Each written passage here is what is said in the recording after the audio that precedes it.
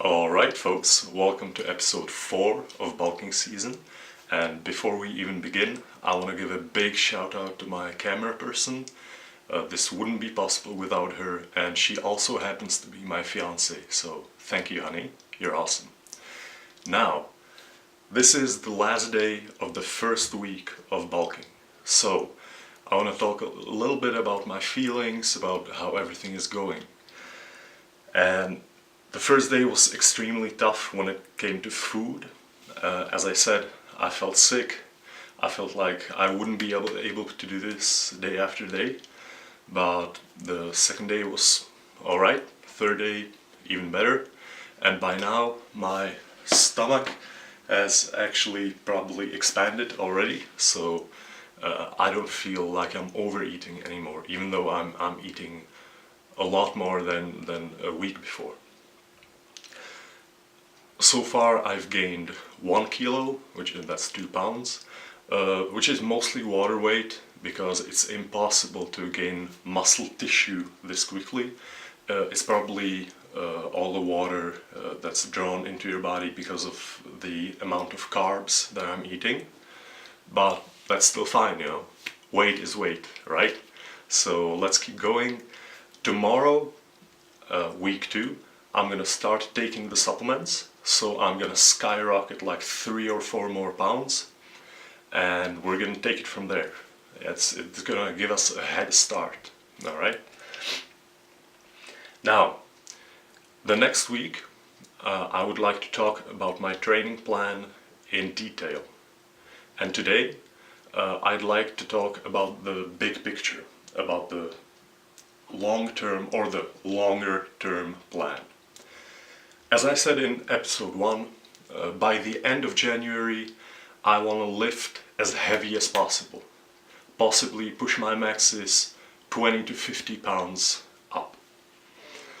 And the way to do that, in my personal experience, has always been, and this pretty much goes for everything, you have to progress from more general to more specific exercises.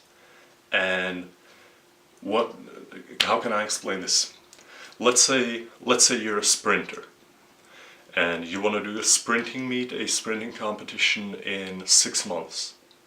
So what I as a trainer would have you do first, you're always gonna sprint a little bit in your training, obviously, to maintain your technique, to get better at the technique, get efficiency.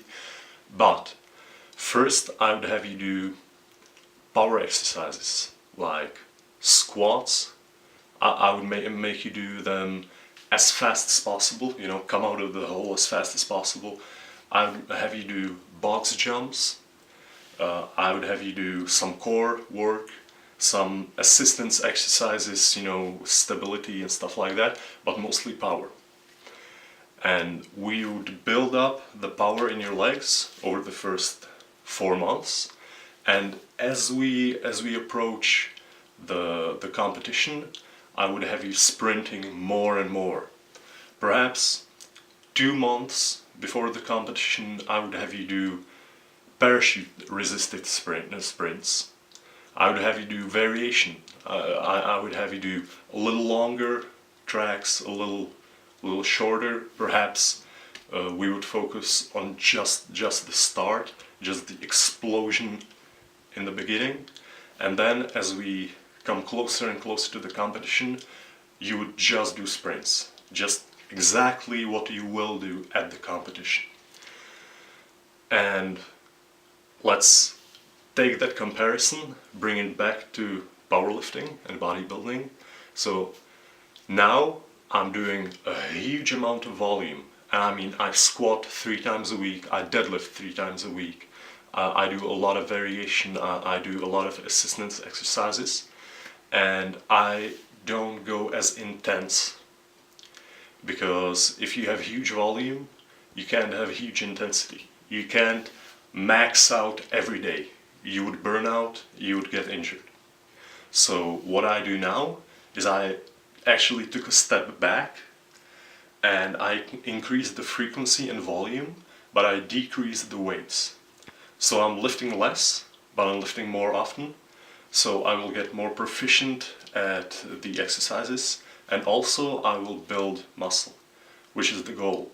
But when, January comes around, I will probably be doing a lot of near max exercising.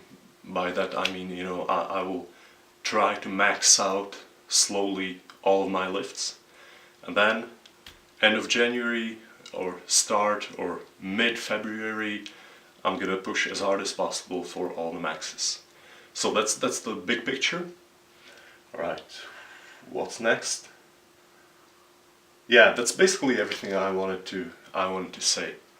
So yeah, just follow this simple template from more general to more specific, and next week be prepared to learn about the exact specifics of my plan.